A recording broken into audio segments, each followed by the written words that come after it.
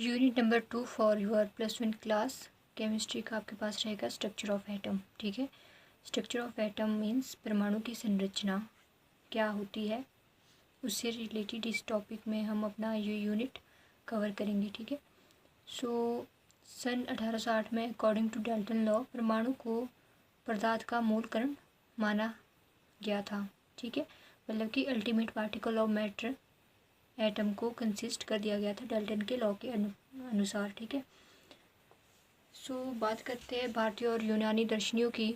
ठीक है, जो वहाँ के लोग थे उन्होंने बहुत पहले ही परमाणु के अस्तित्व को प्रस्तावित किया था। मतलब कि उसको उन लोगों को क्या थी, नॉलेज थी इस एटम से रिलेटेड बहुत पहले ही 400 ईस्वी पूर्व। उनका विचार था कि जो परमाणु है वह द्रव्यों के मूल संरचनात्मक भाग होते हैं। ठीक है, मतलब कि एटम ज़्यादा fundamental building blocks of matter.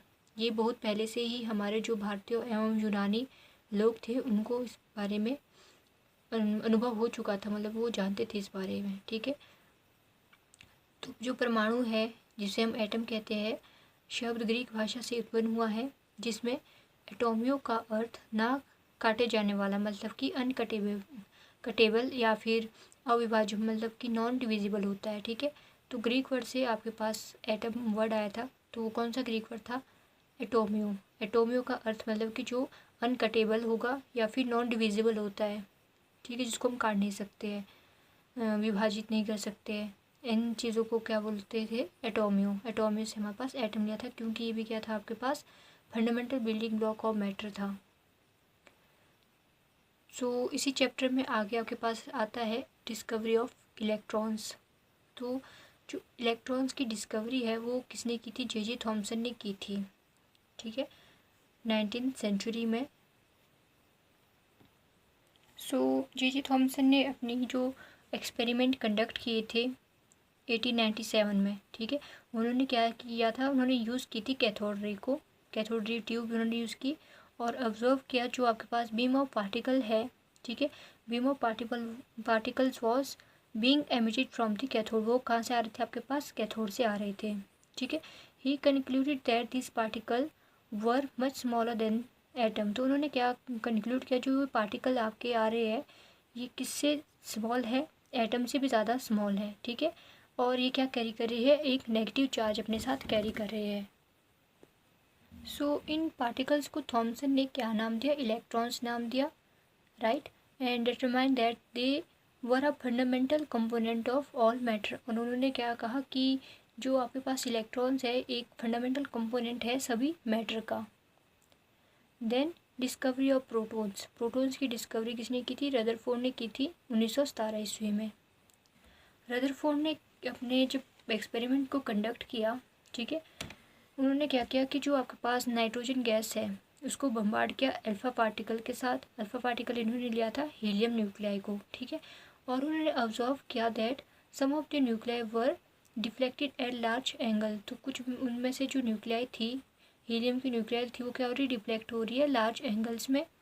And he reason that this deflection were caused by collision with positively charge particles. तो उन्होंने क्या पाया कि जो ये डिफ्लेक्शन हो रही है कुछ न्यूक्लियाइज में, ये किसके द्वारा हो रही है, उनके बीच कोलिजन हो रहा है। ठीक है, कोलिजन हो रहा है पॉजिटिवली चार्ज पार्टिकल के अंदर, जो आपके पास नाइट्रोजन एटम के अंदर पार्टिकल्स उसमें कोलिजन हो रहा है।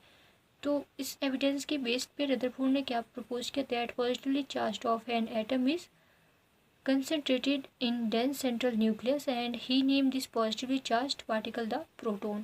इस वजह से उन्होंने जो ये पॉजिटिवली चार्ज आपके पास पार्टिकल आ रहा था उसका क्या नाम दे दिया, प्रोटॉन नाम दे दिया। फिर आती है डिस्कवरी ऑफ न्यूट्रॉन। न्यूट्रॉन की डिस्कवरी किसने की थी, चैडविक ने की थी 1932 में। When electrically neutral particle having a mass slightly greater than that of the proton were emitted, he named these particle as neutron. तो इसी से ये कोरिलेट करता है। ठीक है, बट इसको किसने डिस्कवर किया, चैडविक ने डिस्कवर किया 1932 में। देन उसके बाद जो इम्पॉर्टेंट आपके पास क्वेश्चन बनता है वो आता है थॉमसन मॉडल ऑफ एटम। तो थॉमसन मॉडल ऑफ एटम आपके पास एक एटॉमिक मॉडल्स का ही टाइप है, मतलब कि एटॉमिक मॉडल परमाणु मॉडल को सिद्ध करने के लिए बहुत से मॉडल दिए गए थे, जिसमें से एक आपके पास क्या था, थॉमसन मॉडल ऑफ एटम था, जिसने आपके पास थॉमसन ने क्या डिस्कवरी की थी, इलेक्ट्रॉन्स की डिस्कवरी की थी। ओके, तो थॉमसन मॉडल ऑफ एटम को हम क्या कहते हैं, परमाणु का थॉमसन मॉडल हिंदी में। J.G. Thomson in 1898 proposed that an atom possesses a spherical shape in which the positive charge is uniformly distributed. The electrons are embedded into it in such a manner as to give the most stable electrostatic arrangement. Many different names are given to this model. Example में हम लेंगे plum pudding, raising pudding and watermelon. तो इस model के ये क्या थे, another name थे। तो ये थी इसकी स्टेटमेंट। अब इसको समझते हैं कि जो आपके पास थॉमसन ने मॉडल दिया था एटम से रिलेटेड, उन्होंने आपके इस मॉडल में क्या बातें कही थी। जो परमाणु मतलब कि एटम एक समान आवेशित गोला होता है, ठीक है। उन्होंने आपके एटम को क्या मान दिया, एक गोले की तरह मान दिया, जिसे हम यहाँ पे फिगर में शो कर रहे हैं, ठीक है। तो एक समान आवेशित गोला होता है जिसमें धनावेश समान रूप से वितरित रहता है, ठीक है। और मतलब कि पॉजिटिव चार्ज इसके ऊपर यूनिफॉर्मली डिस्ट्रीब्यूट रहता है। उनकी स्टेटमेंट के अकॉर्डिंग ये था, ठीक है। इसके ऊपर इलेक्ट्रॉन इस प्रकार स्थित होते हैं कि उससे स्थायी स्थिर वैद्युत व्यवस्था प्राप्त हो जाती है।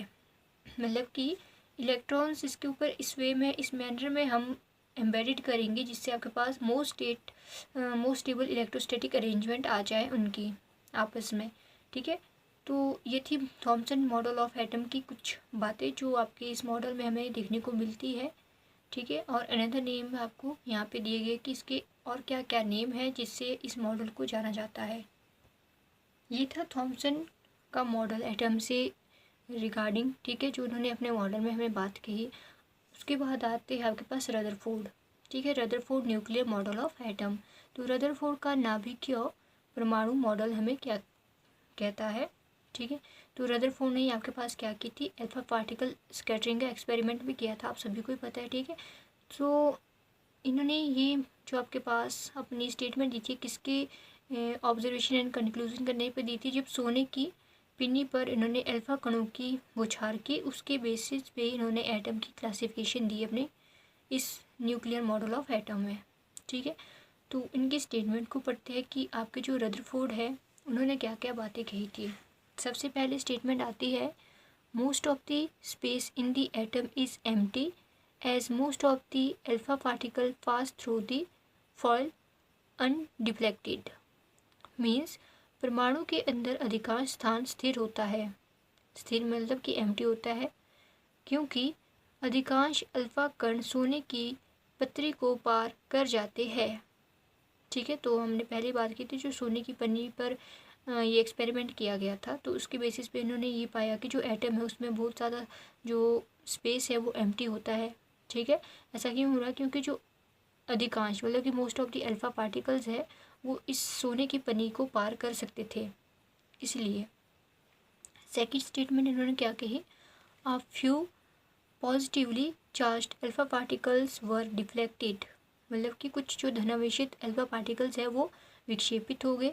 The deflection must be due to the enormous repulsive force. तो जो ये डिफ्लेक्शन हो रही है किसकी वजह से हो रही है, अत्यधिक प्रतिकर्षण बल के कारण हो रही है, जो शो करता है that the positive charge of the atom is not spread through out the atom. जो यह सिद्ध करता है कि जो पॉजिटिव चार्ज है, जो आपके थॉमसन ने कहा था कि एटम के ऊपर क्या है, पॉजिटिव चार्ज एम्बेडेड होता है, बट रदरफोर्ड ने अपनी स्टेटमेंट में क्या कहा कि जो ये शो करता है कि that the positive charge of the atom is not spread through out the atom. मतलब कि सारे में आपके पास पॉजिटिव चार्ज शो नहीं हो रहा है, ठीक है, जैसे कि आपके थॉमसन ने प्रज्यूम्ड किया था, ठीक है। The positive charge has to be concentrated in very small volume that repelled and deflected the positive charged alpha particle. Okay, धनावेश बहुत कम आयतन के अंदर संकेंद्रित होना चाहिए, जिससे धनावेशित अल्फा कणों का प्रतिकर्षण और विक्षेपण हुआ हो।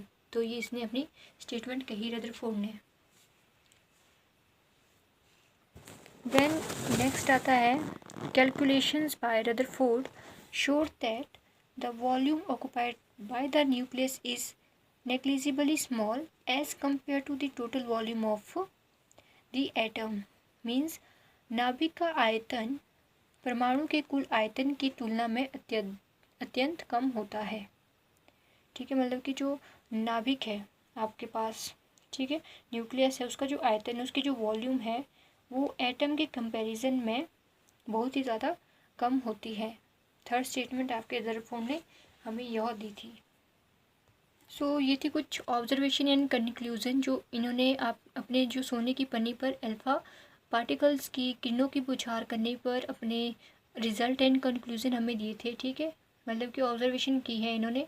उसके बाद जो फाइनल रिजल्ट रदरफोर्ड के मॉडल से हमें पता चलता है कि आपके पास जो एटम है, एक्चुअल में जो न्यूक्लियर मॉडल ऑफ एटम है रदरफोर्ड का, वो क्या क्या है।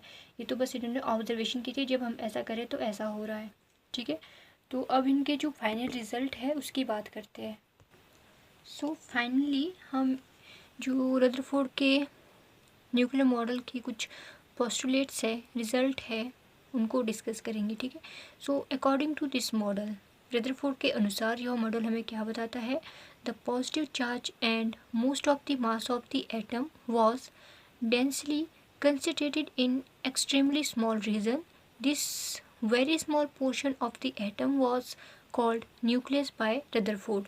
तो रदरफोर्ड ने ही न्यूक्लियस की खोज करी थी। उन्होंने क्या कहा था, जो परमाणु का धनावेश तथा अधिकांश द्रव्यमान एक अति अल्प क्षेत्र में केंद्रित होता है। परमाणु के इस अति अल्प भाग को रदरफोर्ड ने क्या कहा था, नाभिक कहा था।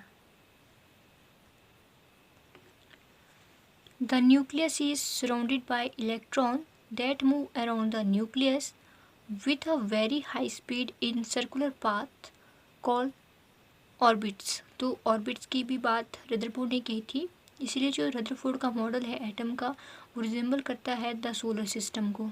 ठीक है, in which nucleus play the role of sun and the electron that of revolving planets. तो जो नाभिक के चारों ओर इलेक्ट्रॉन वृत्ताकार पथों, जिन्हें कक्षा कहा जाता है, में बहुत तेज़ी से घूमते हैं। ठीक है, तो न्यूक्लियस के चारों ओर ऑर्बिट क्या है, एक मतलब जैसे सन के चारों ओर ग्रह घूमते हैं ना, उसी वे में इन्होंने इस मॉडल को अपने लिया था कि जो आपके पास न्यूक्लियस है उसके चारों ओर क्या होता है, ऑर्बिट सराउंड करते हैं, मतलब राउंडिंग करते हैं, घूमते रहते हैं। ठीक है,